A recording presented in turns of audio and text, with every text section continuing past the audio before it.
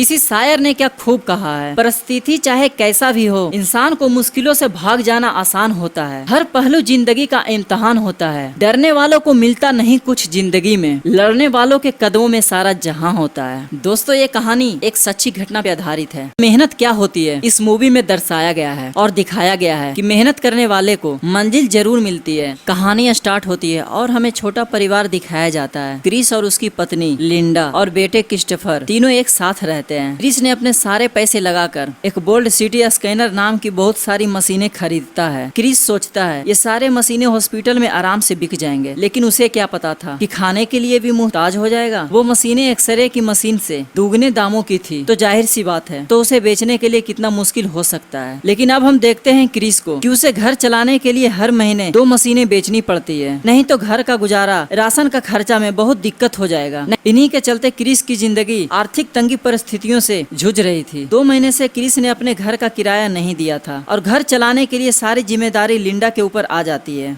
जो कि पैसे के लिए डबल शिफ्ट में काम कर रही थी। हर बार की नाकामयाबी की तरह इस बार भी लिंडा थक चुकी थी। उसे लग रहा था कि क्रिस अपनी जिंदगी में कुछ भी नहीं कर पाएगा और क्रिस से शादी करके उसने अपनी जिंदगी को बर्बाद कर लिया है। अब हम देखते हैं कि पैसों की किल्लत के चलते झगड़े होते रहते हैं। अब क्रिस रोज की तरह अपने बेटे को स्कूल छोड़ने के लिए जाता है और वैसे ही स्कैनर बेचने के लिए निकल जाता है, लेकिन कोई भी हॉस्पिटल उसे खरीदने के लिए तैयार नहीं होता है। अब दूसरे सीन में हम देखते हैं कि लिंडा क्रिस पे गुस्सा करते हुए बोलती है टैक्स ना भरने की नोटिस आ चुका है। क्रिस बाहर जाता है तो उसकी गाड़ी नो पार्किंग में खड़ी होने के कारण उसे भी उठाकर ले जाते हैं। क्रिस रोज की तरह आज भी घर खाली हाथ आता है और खाना खाने के बाद रूबिक्स क्यूब सोल्व करने लगता है, जो उस जमाने में नया नया ही आया था। लिंडा उस टैक्स के बारे में पूछती है तो क्रिस बहाने बनाने लगता है और दोनों में झगड़ा शुरू हो जाता है। अब क्रिस दूसरे कमरे में बैठकर रूबिक्स क्यूब सोल्व करने लगता है, जो काफी आसान होता है। अब दूसरे सीन में हम देखते हैं कि एक आदमी महंगा कार चलाकर आता है तो क्रिस पूछता है कि वो क्या काम करता है, तो वो आदमी बिल्डिंग की तरफ इशारा करते हुए बोलता है मैं इस बिल्डिंग में स्टॉक ब्रोकर का काम करता हूँ। क्रिस उस बिल्डिंग से सभी लोग को बाहर निकलते हुए देखता है, जो कि काफी खुश नजर आ रहे थे। क्रिस सबको देखकर सोचता है काश ऐसे ही खुश हम होते, और सोचने लगता है कि परेशानियों से निकलने का बस यही एक रास्ता है। अब ये बात जाकर लिंडा को बताता है कि अब क्रिस स्टॉक ब्रोकर का काम करेगा, तो लिंडा उसका मजाक उड़ाकर चली जाती है क्योंकि वो सिर्फ इंटर पास था। अगले दिन उस ऑफिस में एप्लीकेशन फॉर्म लेने के लिए जाता है और अपना स्कैनर एक आदमी के पास छोड़कर चला जाता है। वहाँ एक आदमी फॉर्म देकर उसे समझाने लगता है। तभी क्रिस देखता है कि उसका स्कैनर लेकर वो आर्टिस्ट भाग रहा है और पूरी बातें सुने ही बिना वहाँ से बाहर निकल जाता है और उसके पीछे भागने लगता है, लेकिन वो ट्रेन में बैठकर चली जाती है और अगले दिन उस फॉर्म को उसी कंपनी में जमा करता है जय के पास। लेकिन जय थोड़ा जल्दी में होता है और फॉर्म को रख लेता है और क्रिस जब बाहर आता है तो उस आर्टिस्ट को देखता है उसी स्कैनर के साथ में। क्रिस उससे कहता है तुम्हें पता है इस स्कैनर से मेरा 1 महीने का राशन पानी चलता है। क्रिस आज लिंडा से एक स्कैनर बेचने का वादा किया था, लेकिन एक भी नहीं बिक पाता है और ये देखकर लिंडा निराश हो जाती है। क्रिस क्रिस्टोफर के जन्मदिन पे एक बॉल देता है और लिंडा को स्कैनर चोरी वाला कहानी बताने लगता है, लेकिन लिंडा उसकी कोई भी बात नहीं सुनती है क्योंकि लिंडा को क्रिस पे भरोसा नहीं रहा था। अब क्रिस जैसे मिलता है जो टैक्सी से जाने वाला है, तो क्रिस कहता है मैं भी उसी ओर जा रहा हूँ और साथ में चल देता है और अपनी नौकरी के बारे में बात करता है। लेकिन जय क्यूब सोल्व करने में बिजी था, लेकिन क्रिस अपना टैलेंट दिखाने के लिए वो क्यूब सोल्व कर देता है और जय इम्प्रेस हो जाता है। लेकिन जय के घर आ जाने के कारण वो उतर कर चला जाता है और उसका किराया भी क्रिस को देने को कहता है। और जब टैक्सी चौराहे पर खड़ी होती है तो क्रिस गाड़ी से निकलकर भाग जाता है क्योंकि इसे दोनों का किराया भरना पड़ेगा। अब देखते हैं कि टैक्सी ड्राइवर भी उसके पीछे भागने लगता है। अब क्रिस ट्रेन में चढ़ जाता है और उसका स्कैनर बाहर ही रह जाता है और उसे छोड़ देता है और फोन करके लिंडा से सॉरी बोलता है क्योंकि क्रिस्टोफर को लेने स्कूल नहीं गया था। अब लिंडा को क्रिस्टोफर को लाने के लिए काम छोड़कर जाना पड़ता है और गुस्से में घर छोड़कर घर से चली जाती है। अब क्रिस काफी परेशान हो जाता है और तभी जय का फोन आता है, जो क्रिस से इम्प्रेस हो गया था और अपने सेक्रेटरी का नंबर लिखने के लिए कहता है। क्रिस के पास पेन नहीं होने के कारण वो याद कर लेता है और एक स्टोर में जाकर लिख लेता है। अब दूसरे सीन में हम देखते हैं कि वो लिंडा से मिलता है और कहता है क्रिस्टोफर मेरे साथ रहेगा क्योंकि वो अपने बेटे को अपने से दूर नहीं करना चाहता है, उससे बहुत प्यार करता है और उसके बिना रह नहीं सकता है। लेकिन लिंडा उससे काफी नाराज थी। वो क्रिस्टोफर को उसके पास छोड़कर चली जाती है और क्रिस शाम में क्रिस्टोफर को लेकर घर चला जाता है और मकान मालिक भी उसे मकान खाली करने के लिए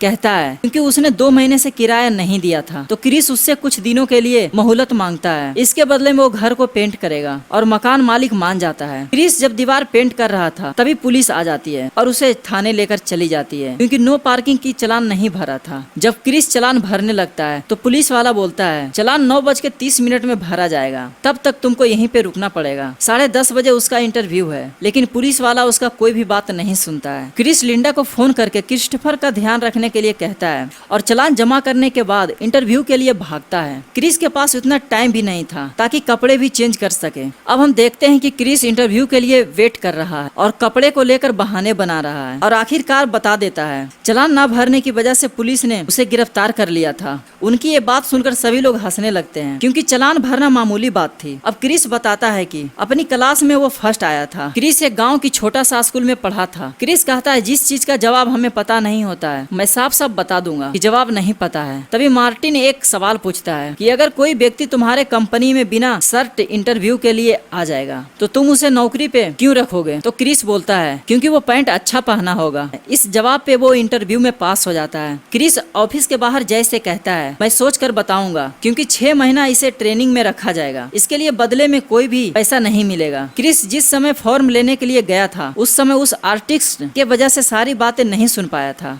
रात को लिंडा क्रिस्टोफर को लेकर आती है और कहती है न्यूयॉर्क में उसे वेटर की जॉब मिल गई है। क्रिस कहता है लेकिन मैं क्रिस्टोफर को अपने साथ रखूंगा। क्रिस क्रिस्टोफर को कैसे पालेगा ये सोचकर रोती हुई वहाँ से लिंडा चली जाती है। फिर क्रिस जय को फोन करके कंपनी ज्वाइन करने के लिए कहता है और अपना सामान लेकर एक होटल में चला जाता है। क्रिस्टोफर अपने पिता से कहता है मैं बास्केटबॉल प्लेयर बनूंगा। तो क्रिस कहता है मैं उस लायक नहीं हूँ। तो क्रिस्टोफर का चेहरा उदास हो जाता है। तो क्रिस कहता है किसी से ये बात मत सुनो कि हम अपने सपने को पूरे नहीं कर सकते हैं, चाहे वो तुम्हारे माता पिता ही क्यों ना हो। अगर हम चाह लें तो हम कुछ भी कर सकते हैं। अब हम दूसरे सीन में देखते हैं कि क्रिस एक स्कैनर बेचता है। उसे कुछ पैसे आ जाते हैं जिससे कुछ दिन का गुजारा हो जाता है और ट्रेनिंग पे चला जाता है और वहाँ बताया जाता है कि तुम में से किसी एक का ही सिलेक्शन होगा। ये बात सुनकर क्रिस उदास हो जाता है क्योंकि वो ना ही किसी अच्छे स्कूल में पढ़ा था और ना ही उसे स्टॉक मार्केट की जानकारी थी। अब ट्रेनिंग इंचार्ज बताता है पिछले साल एक आदमी का 96% मार्क्स आया था, लेकिन कंपनी हेड ने उसे सिलेक्ट नहीं किया था क्योंकि यहाँ एग्जाम के अलावा और भी चीजें होती है। क्रिस जब बाहर आता है मिस्टर मार्टिन मिलते हैं, लेकिन वहाँ लंबी बातें नहीं हो पाती है क्योंकि वो स्कैनर क्रिस देख लेता है जो एक भिखारी ने चुरा लिया था। क्रिस उसके पीछे भागता है लेकिन उसकी एक कार के साथ टक्कर हो जाती है और एक जूता भी खो जाता है। क्रिस बहुत ही बुरी परिस्थिति के साथ गुजर रहा था और वैसे ही ऑफिस चला जाता है। क्रिस को अपनी कामों के लिए काफी प्रेशर होता है, लेकिन उसका ट्रेनिंग इंचार्ज पर्सनल कामों के लिए इधर उधर दौड़ाते रहता है जिसके वजह से उसकी जरूरी काम छूट जाते थे। क्रिस को अपने ट्रेनिंग के बाद काफी सफर करके उसे घर जाना पड़ता था, इसलिए वो अपने फोन को नीचे नहीं रखता था और लगातार कैंडिडेट के पास कॉल करते रहता था।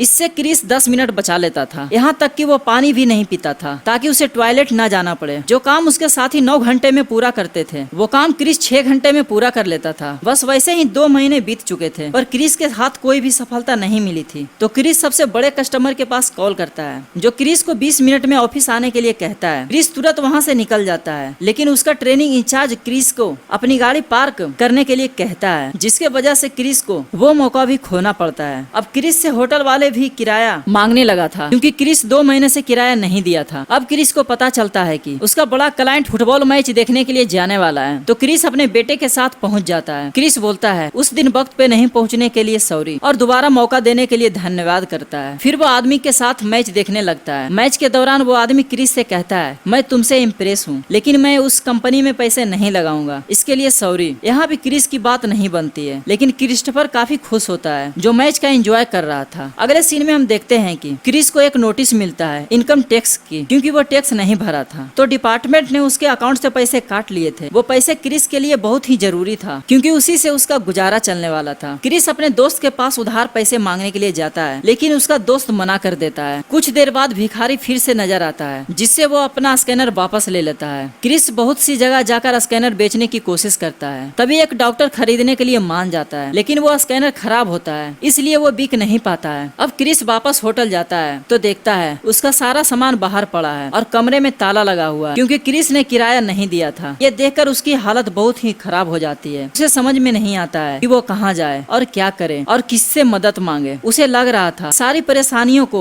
बस हम ही नजर आ रहे हैं, लेकिन ये सिलसिला थमने वाला नहीं था। क्रिस बेटे को लेकर वहाँ से स्टेशन चला जाता है और रात गुजारने के लिए सोचने लगता है। फिर अपने बेटे के साथ टाइम पास करने लगता है और कहता है ये स्कैनर नहीं, ये टाइम मशीन है जिसके मदद से हम डायनासोर की जोन में पहुंच चुके हैं। और उससे बचने के लिए दोनों टॉयलेट में चला जाता है। दरअसल क्रिस अपने बेटे को सुलाने के लिए एक बहाना बनाता है। क्रिस अपने बेटे को गोद में सुला देता है। उसने अपने जिंदगी में इतना बेबस और मजबूर खुद को कभी नहीं किया था और उसका सब्र का बांध टूट जाता है और वह रोने लगता है। अगले दिन वो रहने के लिए चर्च में जाता है जहाँ बहुत ही लंबी लाइन होती है। चर्च में जगह कम होने के कारण जो पहले आता उसी को जगह मिलता था। वाकी को वापस भेज दिया जाता था। क्रिस स्कैनर को ठीक करने की कोशिश करता है, लेकिन उसका एक पार्ट खराब हो चुका था और नया पार्ट खरीदने के लिए उसके पास पैसे नहीं थे। अब क्रिस की परेशानियां दुगनी हो चुकी थी क्योंकि उसे सारा काम खत्म करके चर्च की लाइन में लगना पड़ता था ताकि उन्हें जगह मिल सके। यह स्ट्रगल जिंदगी की बहुत ही मुश्किल घड़ी थी जिसकी वजह से वो खाना पीना सब भूल चुका था। उस चर्च में हजारों लोग होते हैं जो अपने परेशानियों से जूझ रहे थे। क्रिस अगले दिन फाइनल एग्जाम देता है, लेकिन उसके चेहरे पे नौकरी मिलने का कोई भी कॉन्फिडेंस नहीं होता है। और बाहर में क्रिस को मिस्टर मार्टिन मिलते हैं